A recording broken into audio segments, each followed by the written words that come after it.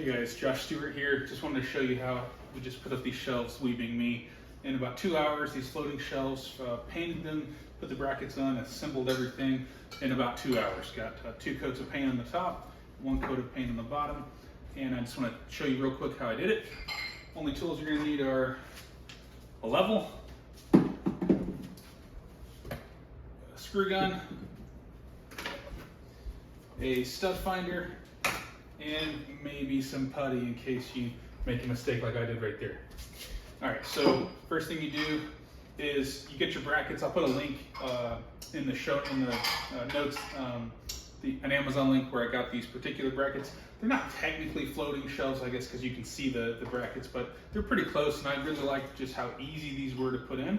But this little, this is called the Stud Buddy. It's a little stud finder. You'll see if you do like, so right there, see how it's sticking to the wall there because there are nails behind it. That means the 2x4 studs are right there. So you find all your studs, and then you just start with one bracket, and you put it here. You know, measure it out. So like these, I knew I wanted about 12 inches in between. So yeah, you do need a tape measure too. But about 12 inches in between shelves is what I wanted. And then these are 12 by 1 pieces of lumber, 8 feet long, so I didn't have to cut them at all. They just came like that from the hardware store. We already had this particular yellow paint because it's what we have in the kitchen, so we didn't have to spend the extra on paint. And I just used a roller. And anyway, so you find the stud there, and then these particular brackets come with these long screws, and they come with these short screws. And so the long screws go into the back of the brackets right there, and they go into the stud, and then these little short screws go on the bottom here to secure the bracket to the wood. But really super simple. The most complicated part is just getting all of your brackets lined up and straight. And so you just want to use your level. So you do one, and then you line it up with the next mark on the wall, and then you just have that on the bracket, and you just make sure that it's level between point A and point B. You make your little mark there, and then you drill that in, and then you just make it sure it's plumb. That means it's not angled at all side to side. And so you just make sure that this little guy here is in between on the level.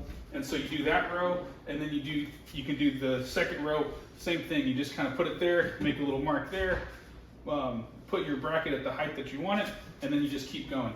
But that's the most complicated part. And what I did is to help be efficient, I just made sure that in between brackets, as I was doing some brackets, I started with the painting, so I did a coat of the paint outside, and then I did some brackets, and then I paused, went out to see if it was dry, flipped the boards over, painted the other side, and then came back, did some more brackets, went out, put a second coat on one side. So I've got 2 coats on the top, 1 coat on the bottom, and it took me about 2 hours, actually a little bit less. So as far as cost goes, if you have stuff lying around, like you have some 1x12 boards, or you have, you know, some kind of lumber that you can use, you don't have to spend any money on it. You can also get these in different sizes. They don't have to be 1x12. You can get them in like 1x8s or 1x6s, and you can do all different kinds of shelves. So if you have wood lying around, it's not going to cost you anything. These cost me 25 bucks each for 3 8-foot 1x12s. And then the brackets, I put a link to those. I don't remember how much they were, but they might change in between the time that I bought them and the time that you see them. But yeah, it's pretty inexpensive. Looked pretty cool, and it took about 2 hours, including the painting. Hope that's useful for you. If it is, go do it yourself, and give me a like. So thanks so much.